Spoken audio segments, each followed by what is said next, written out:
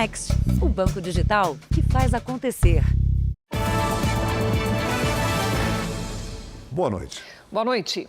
O Rodoanel, que passa ao redor de São Paulo, tem ao menos 8 pontos de alta incidência de assaltos. A via expressa desvia o trânsito de caminhões que passam por São Paulo e serve também como caminho para moradores que trabalham nas cidades da região metropolitana.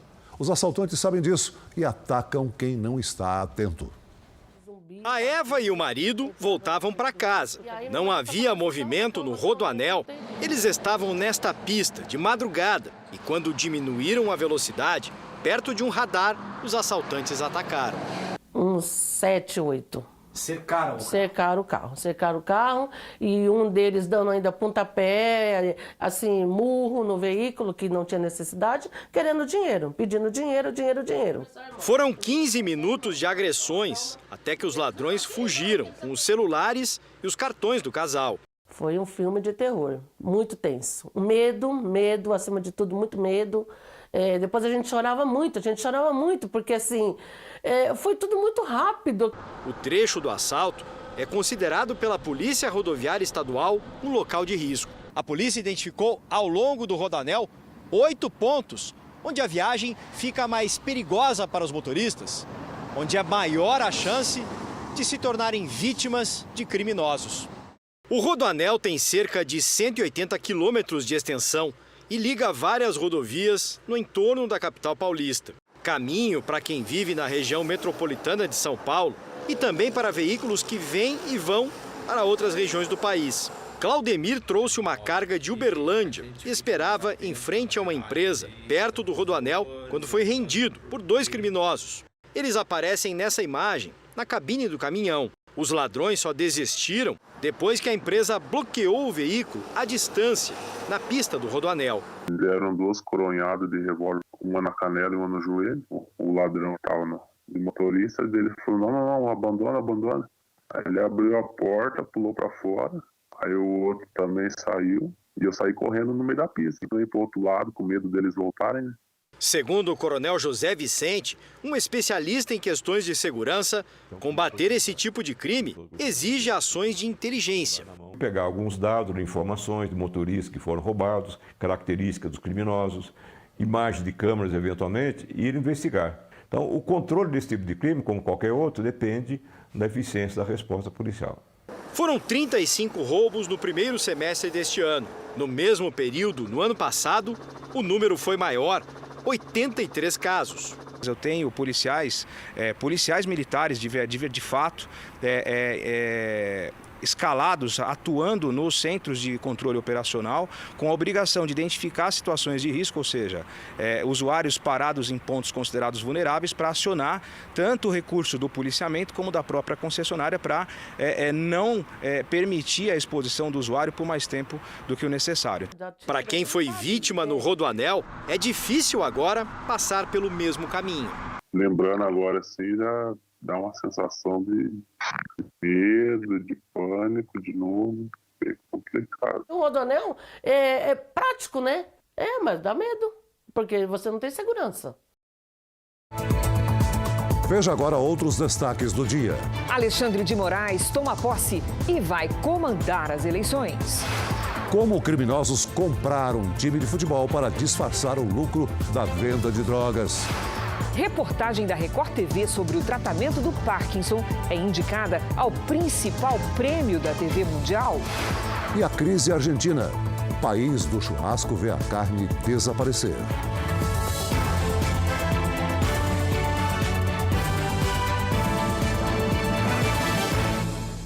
Oferecimento Investe Mais Bradesco. Seus investimentos num só app.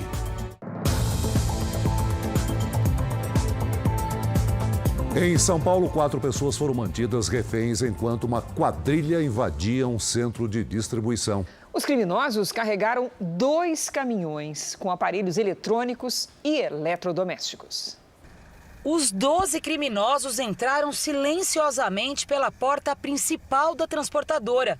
Os vizinhos não perceberam nada. Eu vi um barulho de caminhão, mas normal. Eu achei que fosse transação normal. Cheguei umas 2 e pouco em casa.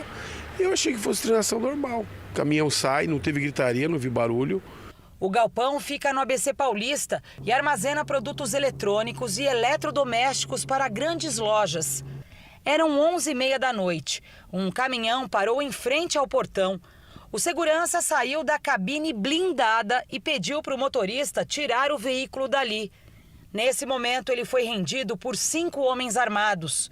Dentro da transportadora, a quadrilha amarrou e trancou 4 reféns numa sala. Os assaltantes carregaram o caminhão com eletrodomésticos, principalmente geladeiras e aparelhos de TV. 1 hora depois, outros criminosos trouxeram mais um caminhão que também foi carregado. Antes de fugir, os assaltantes levaram todo o sistema de monitoramento que ficava aqui na guarita. Em depoimento, os funcionários disseram que os criminosos tinham muitas informações sobre o funcionamento da transportadora e que sabiam onde estavam guardados os produtos mais valiosos. 2 horas antes do assalto, os criminosos estiveram no local. Eles se passaram por funcionários de uma empresa de telefonia e cortaram o sinal de internet para facilitar o roubo. Os reféns foram liberados sem ferimentos. O carro de um deles foi usado na fuga. O veículo foi encontrado queimado a 15 quilômetros do local do roubo. A polícia busca por imagens que possam ajudar na identificação dos assaltantes. No Rio de Janeiro, a polícia procura um homem que agrediu e manteve em cárcere privado a ex-companheira. O homem aproveitou o Dia dos Pais para se aproximar da vítima. Um dia depois da denúncia, policiais da equipe especializada em violência doméstica estiveram na casa da vítima. Eles cumpriram a ronda oferecida para mulheres com medidas protetivas.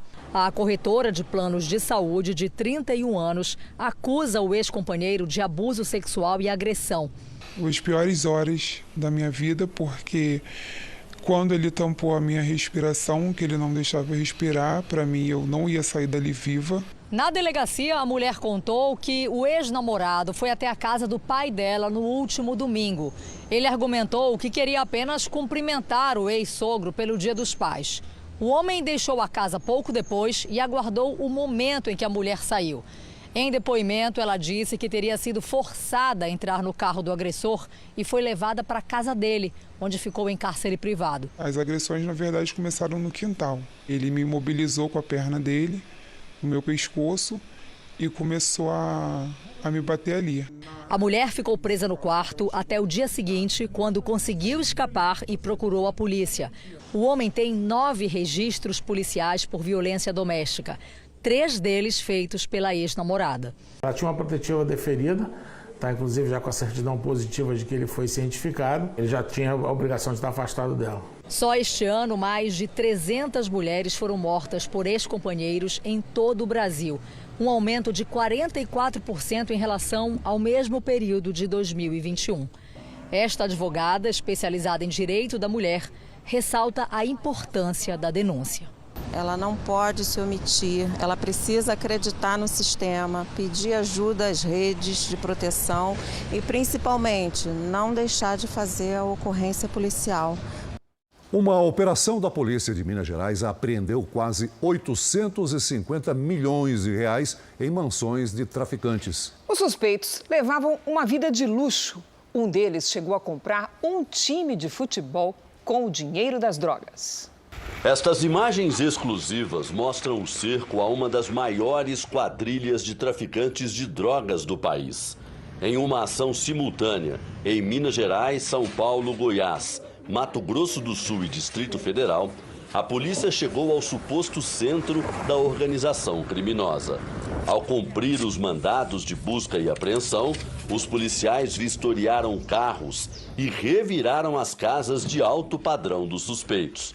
Encontraram armas, drogas e muito dinheiro, vários maços de reais espalhados pelas casas e escritórios. A investigação levou à apreensão da maior quantidade de dinheiro da história da Polícia Civil e do Ministério Público de Minas Gerais. 848 milhões de reais. A Justiça também decretou a indisponibilidade de 15 imóveis dos suspeitos. Esse dinheiro passava por uma rede de pessoas jurídicas criadas única e exclusivamente para movimentar dinheiro do tráfico. A investigação sigilosa começou 3 anos atrás, depois da prisão de Sonicley Dutra. Ele foi condenado a 18 anos de cadeia. De acordo com as investigações, o criminoso gostava de ostentar. Gastava dinheiro com festas, mulheres e até comprou um time de futebol, o Penharol de Ouro Preto. Ainda foragido da justiça, Sony seria o braço direito de Raves Pavão, que é considerado um dos maiores traficantes da América do Sul. Pavão é chamado de Rei da Fronteira. Os policiais acreditam que ele seja um dos responsáveis pelo tráfico de drogas entre Brasil e Paraguai. Para a polícia paraguaia, ele teria sido o mandante da morte de um chefe rival, Jorge Rafá, em 2016.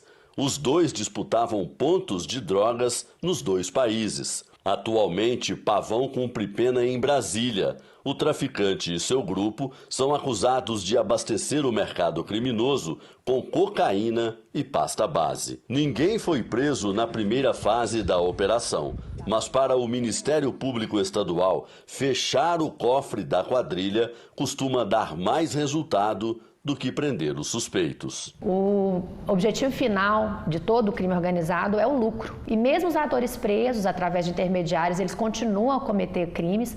Então a gente realmente precisa atingir essas organizações criminosas do ponto de vista financeiro. Em Goiás, uma quadrilha falsificava notas fiscais de compra e venda de ouro para lavar dinheiro do tráfico. Segundo a polícia, em 8 anos, o esquema movimentou 1 bilhão e 300 milhões de reais. Foram cumpridos 36 mandados de busca e apreensão em endereços ligados a 30 investigados nos estados de Goiás, Mato Grosso, Paraná, Minas Gerais e Distrito Federal. Só na casa de um dos suspeitos, em Goiás, a polícia encontrou quase R$500 mil em dinheiro. Foram apreendidos ainda drones e armas em fazendas dos investigados. De acordo com a polícia, a organização criminosa é responsável por 4 em cada 10 homicídios cometidos aqui em Goiás. E o esquema de lavagem de dinheiro do tráfico de drogas teria movimentado pelo menos 1 bilhão e 300 milhões de reais em 8 anos. Segundo a investigação, traficantes faziam depósitos de valores baixos em agências lotéricas, na conta de 11 empresas de fachada. O dinheiro era transferido para outras empresas no norte do país, para simular a compra e venda de ouro. Lá, nessa empresa, era feita uma guia de extração do minério e uma suposta venda. O dinheiro era recolhido sobre a venda e extração desse ouro e o dinheiro voltava lavado aqui para o Goiás. Inclusive, algumas dessas empresas de extração de minério já estão falidas, ou seja, não funcionam mais já há alguns anos. No noticiário internacional, uma explosão atingiu um depósito militar na região da Crimeia. A Rússia, que controla o território, diz que foi uma ação de sabotagem. A munição armazenada no local foi detonada. O Ministério Russo da Defesa informou que instalações civis, como linhas de transmissão, ferrovias e prédios residenciais, também foram danificados. Não houve mortos ou feridos graves. A Crimeia é uma península ucraniana anexada pela Rússia em 2014. Na semana passada, explosões na mesma região deixaram 4 feridos e 1 morto. Nos Estados Unidos, o FBI, a Polícia Federal Americana, devolveu os 3 passaportes do ex-presidente Donald Trump. Os passaportes tinham sido apreendidos junto a documentos confidenciais do governo 8 dias atrás, numa operação de busca e apreensão na casa de Trump, na Flórida. O FBI afirmou que segue os mandados expedidos pela Justiça e que devolve os itens que não precisam ficar retidos. A devolução dos passaportes ocorreu depois de Trump comentar numa rede social que o FBI havia roubado os 3 documentos junto a outros itens. Veja ainda hoje, temporais provocam estragos e morte na região metropolitana de Porto Alegre. E veja também, tiroteio entre assaltantes e policiais assusta motoristas na Via Dutra.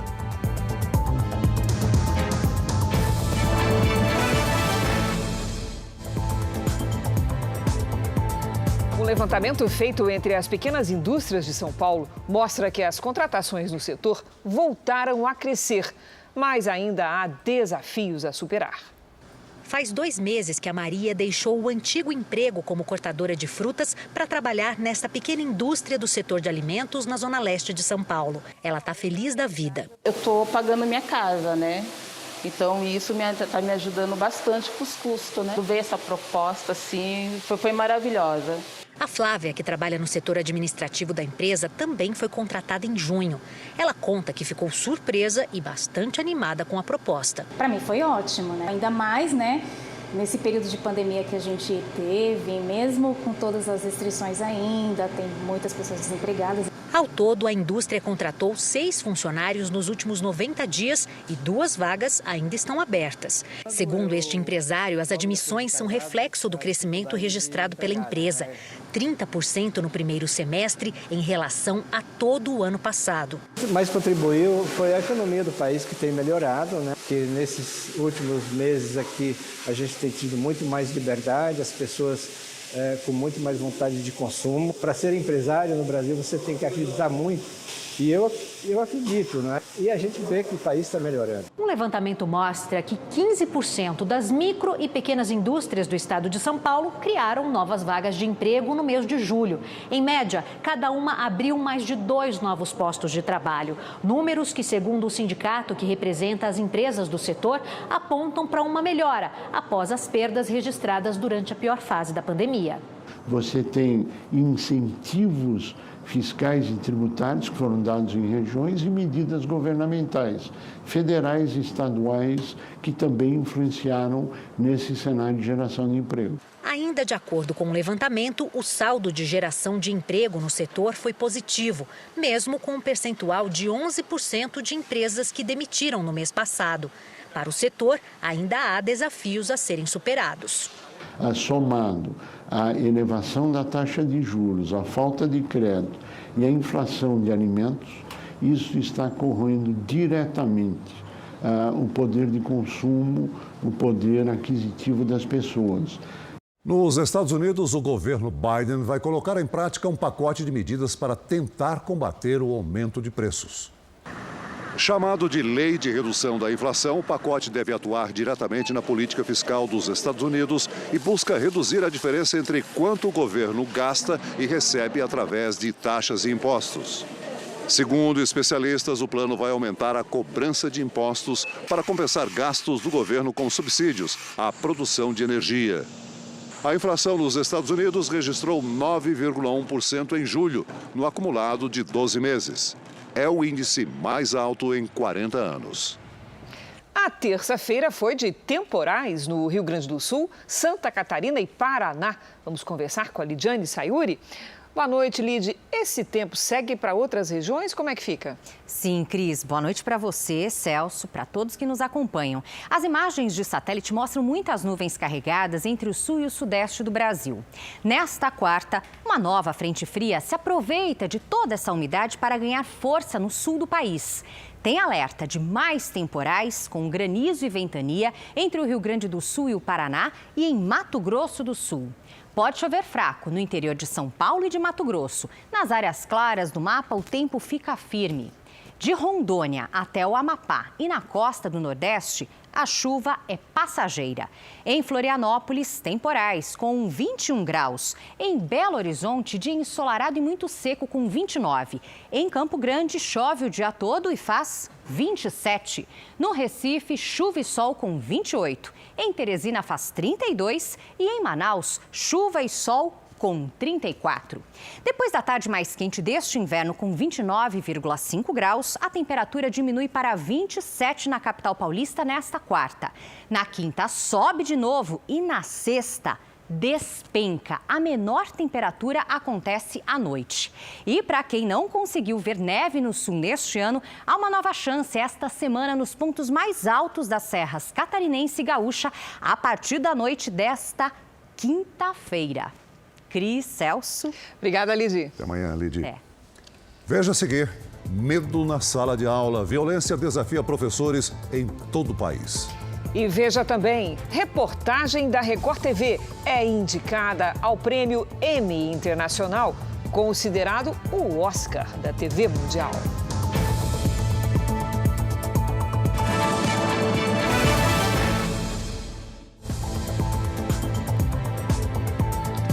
Em Minas Gerais, a defesa do jovem agredido por um policial militar apresentou denúncia ao órgão que fiscaliza a polícia. O advogado da vítima quer que o caso seja tratado como tentativa de homicídio. O advogado se reuniu com a ouvidoria e a corregedoria da Polícia Militar para apresentar os indícios das agressões. No máximo, em 2 dias, saem os resultados para ver se vai haver alguma sequela. Ele não está enxergando bem do olho esquerdo. A defesa de Marcos Mendonça, de 23 anos, quer que o policial que agrediu o rapaz em Paineiras, no interior de Minas Gerais, responda por tentativa de homicídio.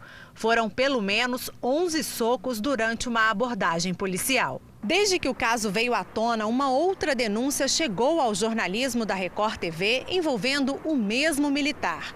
Um homem diz ter levado um tiro do policial. O vídeo gravado em 2017 mostra a confusão. Luiz, para!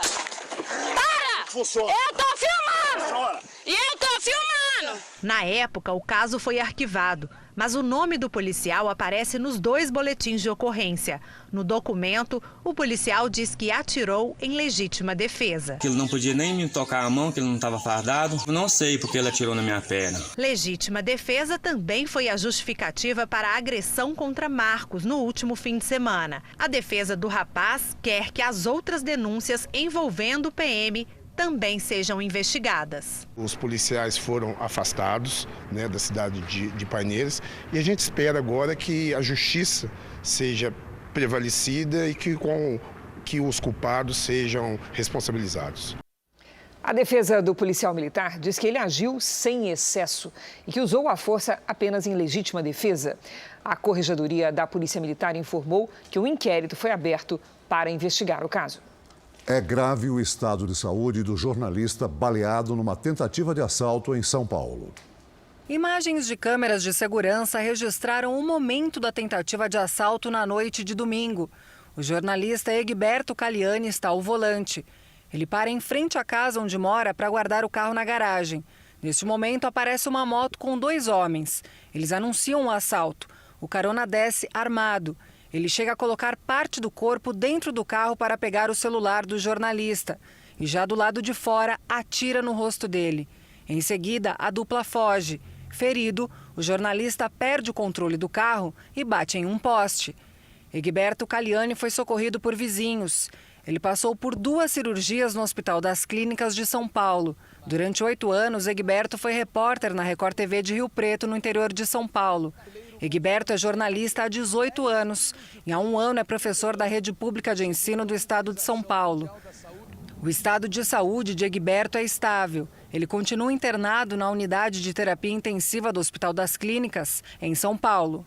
O passageiro que estava com Egberto no carro não se feriu.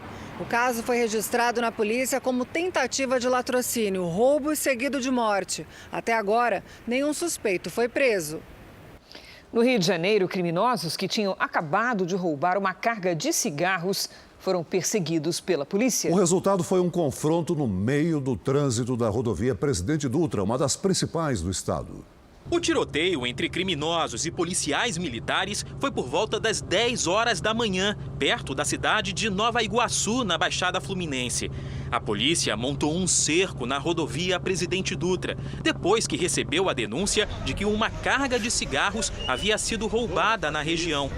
Criminosos que estavam nesse carro não obedeceram a ordem de parar. Houve perseguição.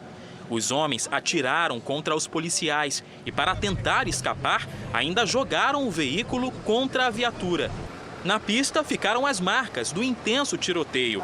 Os funcionários dessa oficina registraram a correria e os tiros. Um suspeito que estava armado foi preso. 3 homens conseguiram fugir. Segundo a polícia, esses criminosos não estavam sozinhos. Eram acompanhados por mais um veículo que escapou do cerco. Parte da carga foi recuperada. Roberto limpava o terreno de um galpão que fica em frente à rodovia, muito próximo de onde houve o confronto. O lugar foi atingido por vários disparos. Há mais de 50 tiros. Foi muito tiro. Aí por isso nós corremos para se abrigar, para poder não ficar no raio de tiro, né? Cenário de guerra. Só no primeiro semestre desse ano, o Rio de Janeiro já registrou quase 2.000 roubos de carga. Mais de 10 casos todos os dias. Temporais com ventos de até 120 km por hora provocaram estragos e morte no Rio Grande do Sul. Em Porto Alegre, um homem foi arrastado quando tentava salvar a família. Tanner Silva, de 45 anos, morava nessa casa na zona leste de Porto Alegre.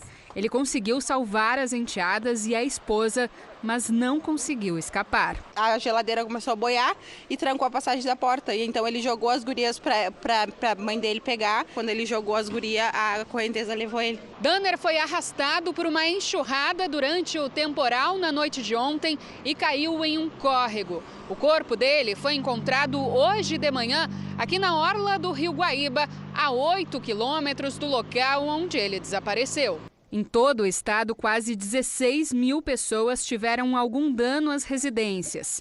Muitos imóveis ficaram destelhados. Na região metropolitana, as rajadas de vento chegaram a 120 quilômetros por hora. A janela acabou quebrando, atingiu a minha esposa, a gente acabou indo para o pronto-socorro. Ela está hoje com 11 pontos no rosto, né? Mas foi um susto muito grande. Em todo o Rio Grande do Sul, mais de 330 mil casas e estabelecimentos comerciais ficaram sem luz durante o temporal. Nessa terça-feira, 5 prefeituras suspenderam as aulas e ao menos 3 municípios decretaram situação de emergência em razão do temporal. Nos Estados Unidos, um drone será usado para monitorar tornados e furacões. O equipamento de alta tecnologia pode entrar nas tempestades e transmitir imagens em tempo real. Quando um furacão atinge uma cidade, os moradores podem ter que esperar horas para poder sair de casa. Tudo para que equipes da Defesa Civil avaliem os estragos. Na Flórida, um drone é a mais nova ferramenta para ajudar em casos de grandes desastres. O equipamento consegue voar dentro das tempestades e tem autonomia para ficar até 22 horas no ar. Com câmeras de alta resolução, o drone pode captar e transmitir imagens em tempo real. Dessa forma, equipes em terra conseguem ter a dimensão dos problemas. Assim como as estações, aqui nos Estados Unidos, os meteorologistas também definem a chamada temporada dos furacões, quando as tempestades se tornam mais comuns. O período vai de 1º de junho até o fim do mês de novembro. O novo drone pode cruzar o estado de ponta a ponta sem reabastecer e pode acelerar a recuperação das áreas mais atingidas.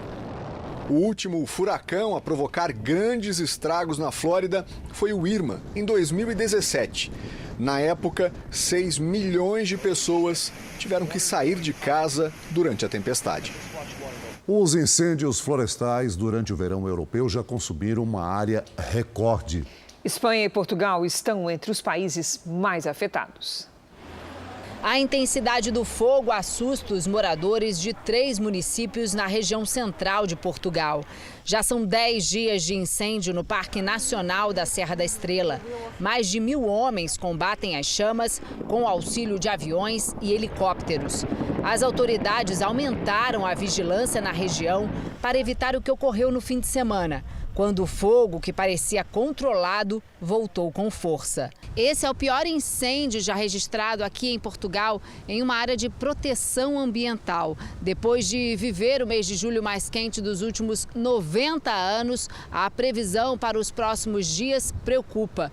Temperaturas altas e ventos fortes, condições ideais para o surgimento de novos focos. Portugal, Espanha e Romênia foram os países mais atingidos. Em toda a Europa, quase 7.000 quilômetros quadrados foram destruídos. A cidade de Valência, na Espanha, vive o pior incêndio já registrado. Cerca de 1.500 pessoas foram obrigadas a deixar as casas. O ator de Hollywood Ezra Miller se pronunciou pela primeira vez depois de ser preso por agressão e acusado de roubo e assédio. Ele pediu desculpas pelo comportamento e afirmou que começou um tratamento para problemas psicológicos. As acusações colocaram em dúvida o lançamento do novo filme The Flash, que tem o ator como protagonista. A Record TV recebeu uma nova indicação ao Emmy Internacional, considerado o Oscar da TV. A reportagem finalista traz um relato emocionante do repórter André Tal, que sofre do mal de Parkinson. Em um relato emocionante, ele mostra como é a rotina com a doença e participa de um tratamento experimental nos Estados Unidos. A história da reportagem indicada ao prêmio raramente se vê na TV. É a história de quem conta a história. Uma decisão difícil para o repórter André Tal, revelar ao público a luta contra o Parkinson. Eu, André Tal, sou portador do mal de Parkinson. Uma doença degenerativa que atinge milhares de pessoas no mundo. Quando eu fui diagnosticado, a primeira reação foi de vergonha, de humilhação. Então eu tentava esconder, mas com o tempo, com os anos passando, já fica difícil esconder os sintomas. E a energia que eu gastava para esconder das pessoas o que eu tinha, era a energia que faltava para eu me movimentar. Então surgiu a oportunidade de fazer o tratamento e eu falei, esse é o momento de abrir minha história, quebrar o silêncio. A reportagem foi exibida no Domingo Espetacular e mostrou em quase 30 minutos o drama vivido pelo jornalista desde que descobriu a doença. Revelou também o trabalho de um médico brasileiro que desenvolveu uma nova terapia para ajudar pacientes de Parkinson nos Estados Unidos. André foi submetido ao tratamento e teve resultados positivos. Eu fui tomar banho agora e aí passar shampoo na cabeça. E eu nunca conseguia fazer com a mão esquerda, sempre com a mão direita e a mão esquerda travava. O diagnóstico não foi uma sentença de que acabou a vida. Continuo fazendo esporte, continuo cuidando dos meus filhos, continuo trabalhando e o exemplo é esse daí. Apesar do diagnóstico de Parkinson, apesar do diagnóstico de uma doença neurodegenerativa, a gente está numa final de Emmy Awards, quer dizer, provando que é possível fazer coisas grandes. O Emmy Internacional é uma das maiores premiações dedicadas a programas e profissionais de televisão do mundo. A partir dele, a Academia Internacional de Artes e Ciências da Televisão reconhece a excelência das produções de TV fora dos Estados Unidos. Em 2020, a Record TV foi finalista na categoria Programa de Entretenimento. O reality Canta Comigo, na época, havia sido apresentado por Gugu Liberato, que também foi homenageado. Os finalistas do Prêmio Emmy Internacional 2022 foram anunciados hoje em duas categorias, notícias e atualidades. Os 8 indicados pela Academia que concorrem à estatueta nessas categorias são de 6 países: França, Reino Unido, Catar, Nigéria, Alemanha e Brasil. A categoria Atualidades tem 4 finalistas. Um documentário feito pela BBC na Nigéria conta a história de uma das organizações criminosas mais temidas do mundo. Uma produção britânica traz a luta de mulheres ativistas que se opõem ao presidente russo Vladimir Putin. Uma reportagem alemã sobre um ex-prisioneiro que passou 14 anos na prisão militar dos Estados Unidos, em Guantánamo. E a representante brasileira, produzida pela Record TV, Pesquisa de Parkinson. O vencedor será anunciado numa cerimônia dia 28 de setembro, em Nova York. Consequência de uma matéria que foi feita com coração, foi feita com verdade, mostrando a fragilidade que a gente dificilmente mostra quando a gente está em frente às câmeras como repórter. E eu acho que, além do prêmio jornalístico, o maior prêmio dessa matéria foi justamente a reação que ela provocou em milhares de pessoas, através da minha reportagem, encontraram forças para ver que a vida não acabou.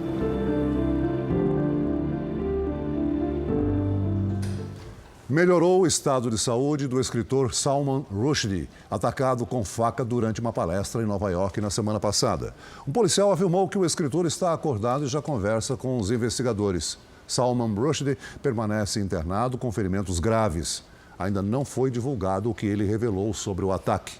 O autor do crime está preso. Rushdie sofre perseguição de extremistas islâmicos desde que publicou um livro considerado ofensivo pelos radicais na década de 80.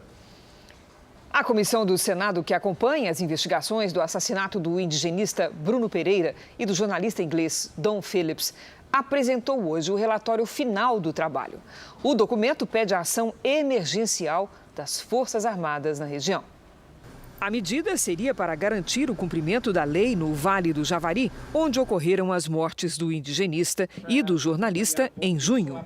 O documento pede ainda que seja liberado o porte de armas a servidores da Fundação Nacional do Índio, a FUNAI, que estiverem em fiscalização. E também o afastamento do presidente da Fundação, Marcelo Xavier da Silva.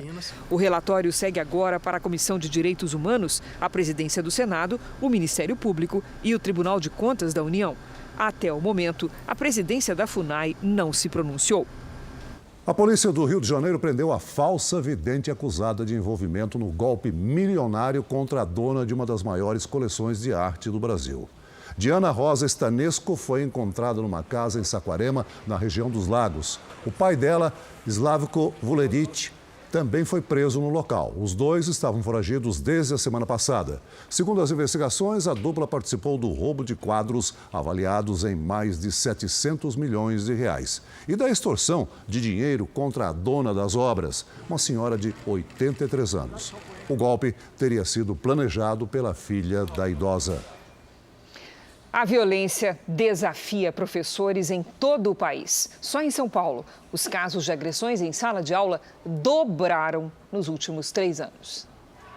Um professor desafiado e acuado, expulso da sala pelos próprios alunos do primeiro ano do ensino médio de uma escola em Suzano, na Grande São Paulo.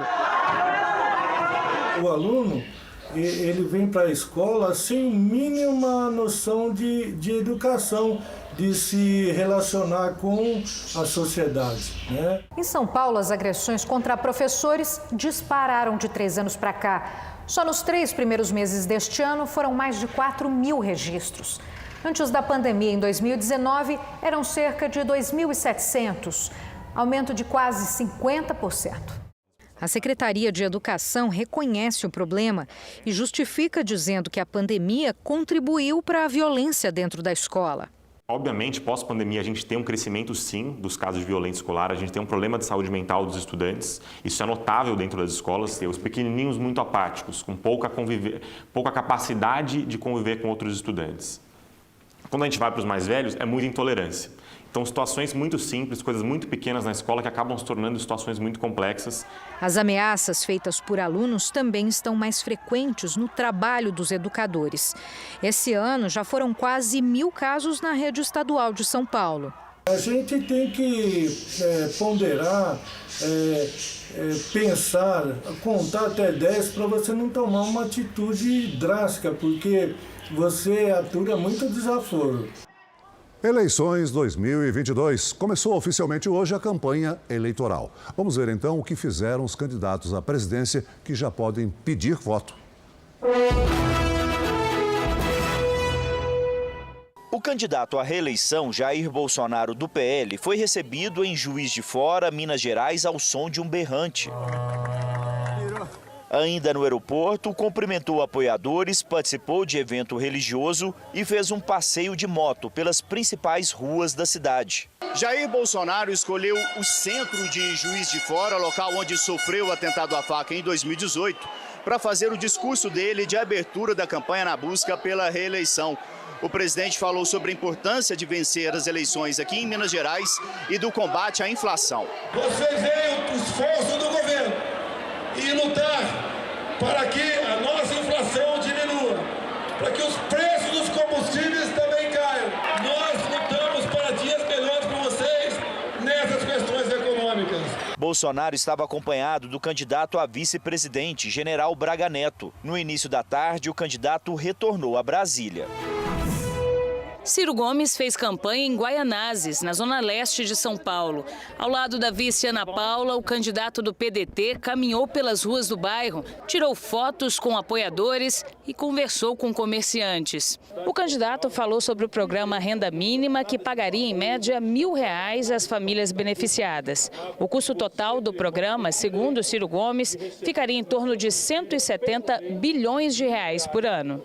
BPC, seguro-desemprego, o auxílio o auxílio emergencial, mais o Vale Gás, que é uma transferência também, mais recursos do imposto sobre grandes fortunas, que eu também adianto a alíquota, 0,5% a 1,5% sobre os patrimônios superiores a 20 milhões de reais. Ciro Gomes também falou sobre a proposta de refinanciamento de dívidas para diminuir a inadimplência.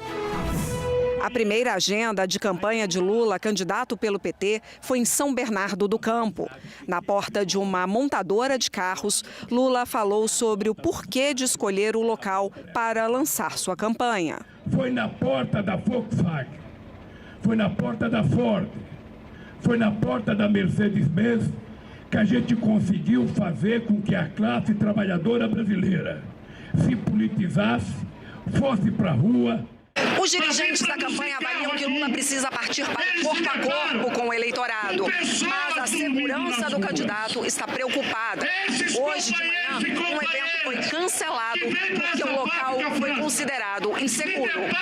Lula começa a campanha no Sudeste e vai manter o foco na região. O Sudeste é um ponto estratégico para as eleições, porque além de ter o maior número de eleitores, é onde a disputa está mais acirrada. O candidato do Novo, Felipe Dávila, visitou a comunidade do Jardim Maria Luísa, em São Paulo. O candidato visitou um projeto social, conversou com os moradores e os comerciantes. Felipe Dávila escolheu esse local para dar início à campanha porque, segundo ele, a maioria dos moradores de comunidades quer empreender. Ele defende que o Estado interfira menos na economia e dê mais apoio a quem quer investir em uma atividade. E disse acreditar no voto consciente do eleitor. Esse despertar da consciência vai ser fundamental para mudar a qualidade do voto. A gente não pode esquecer isso. Nós somos o que nós escolhemos. O principal compromisso de hoje da candidata do MDB, Simone Tebet, foi a visita ao 18º Festival Cultural Okinawa, em São Paulo. A candidata disse que uma de suas prioridades, se for eleita, será a recriação do Ministério da Cultura. Ao se dirigir à comunidade japonesa presente, Simone Tebet falou da necessidade de harmonia no Brasil de hoje.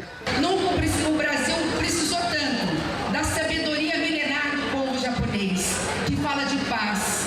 O Brasil hoje está muito dividido. O Brasil hoje tem muito ódio.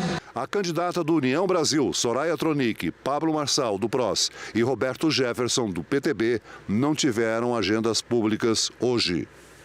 O ministro Alexandre de Moraes toma posse nessa noite como novo presidente do Tribunal Superior Eleitoral. A repórter Nathalie Machado tem as informações.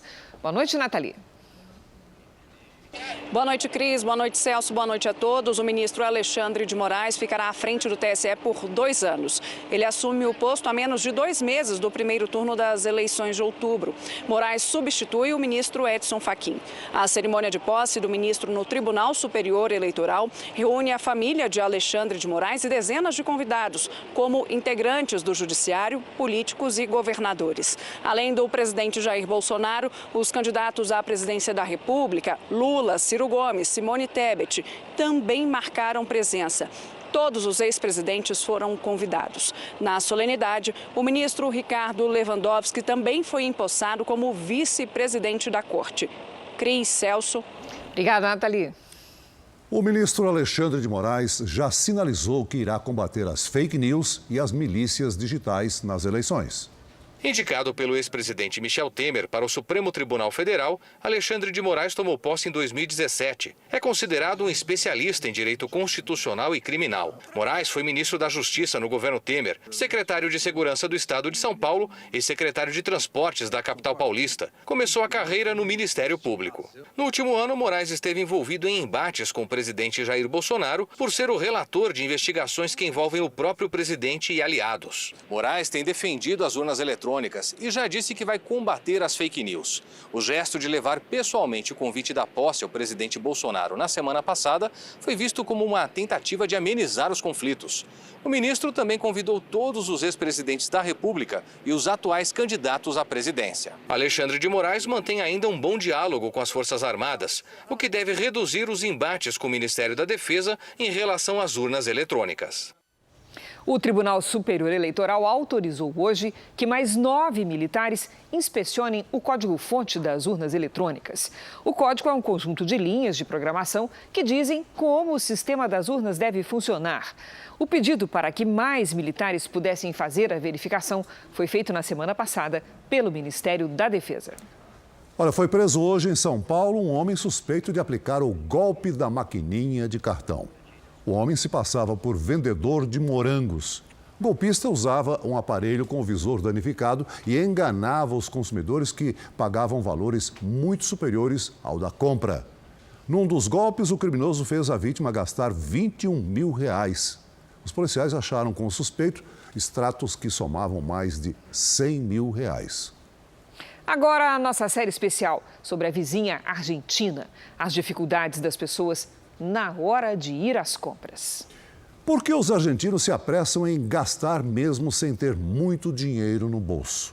E como a população do país, um dos maiores exportadores de carne do mundo, vê cada vez menos o churrasco na mesa?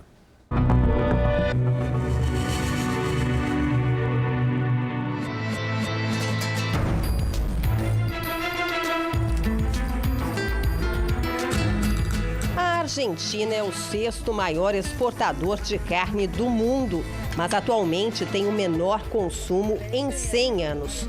A carne sumiu do prato de muitos argentinos. Está cara demais para quem vive com poucos pesos, a moeda do país.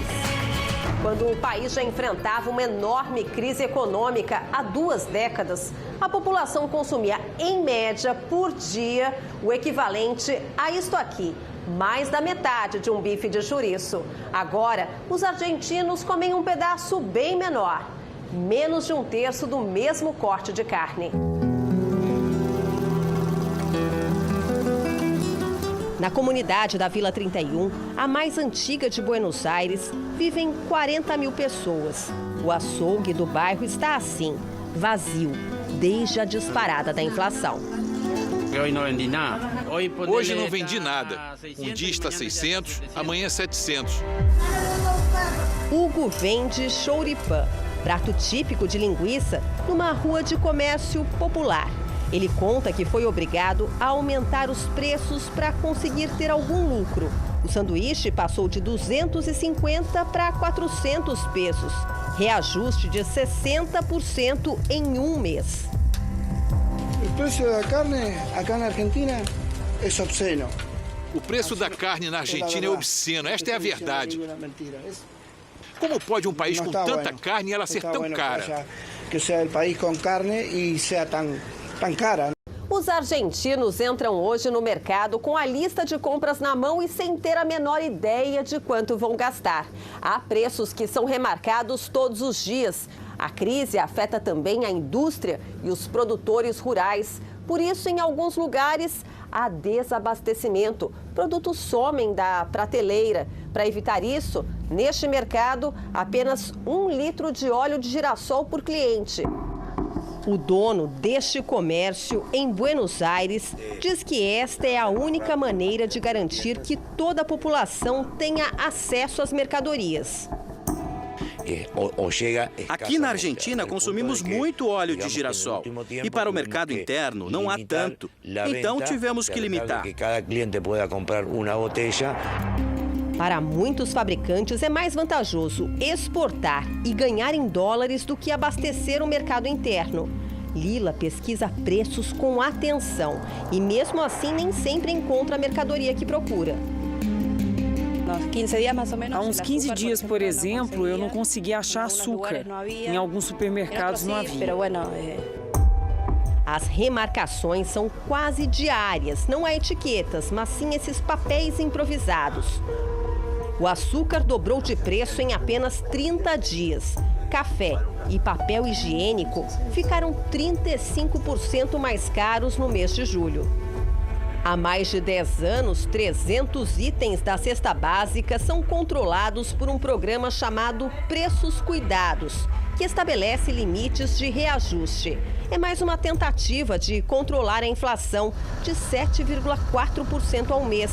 Em 12 meses, o país acumula alta de 71%. a situação, o plano, passa sim por uma nova moeda. A questão é até que ponto a população vai acreditar numa reforma onde se implementa semelhante ao que nós fizemos no Plano Real. Medidas anunciadas pelo superministro da Economia, Sérgio Massa, incluem um ajuste fiscal e o aumento nas contas de luz para quem consome mais.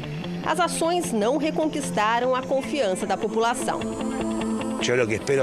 Nós, argentinos, não escutamos mais as promessas. Buscamos agora a realidade. As trocas de comando na economia deixam o consumidor ainda mais desconfiado. Quem tem pesos guardados em casa prefere gastar hoje porque no dia seguinte a moeda vai perder valor. É um estímulo indireto ao consumo. O peso, se está no bolso, vale a metade depois de um ano. Tem que gastar. Ao mesmo tempo, é difícil comprar algo caro. Promoções estão por toda parte. Mesmo num cenário de crise, houve aumento de 35% nas vendas de bens duráveis, como eletrodomésticos no último mês. Agora mesmo eu estava vendo os preços, porque para a gente também vale pagar parcelado. Porque no futuro, quando vai ver, não está pagando mais quase nada. Tanto no câmbio oficial quanto no paralelo, R$1 chega a valer dezenas de pesos. E com a inflação, a moeda brasileira dia a dia se valoriza frente à moeda argentina. Passar férias ou estudar no país compensa para os brasileiros. Que você vê as pessoas ainda consumindo, a rua cheia de gente, de turista, mas quando você afasta um pouco, você vê que a realidade não é bem assim. A inflação continua nessa loucura, mas a gente pensa que daqui a pouco as coisas começam a melhorar. O Jornal da Record termina aqui. A edição de hoje na íntegra e também a nossa versão em podcast estão no Play Plus e em todas as nossas plataformas digitais. E à 00:30 tem mais Jornal da Record? Fique agora com as emoções da série Reis. E logo em seguida você assiste a Amor Sem Igual. Ótima noite para você. Boa noite.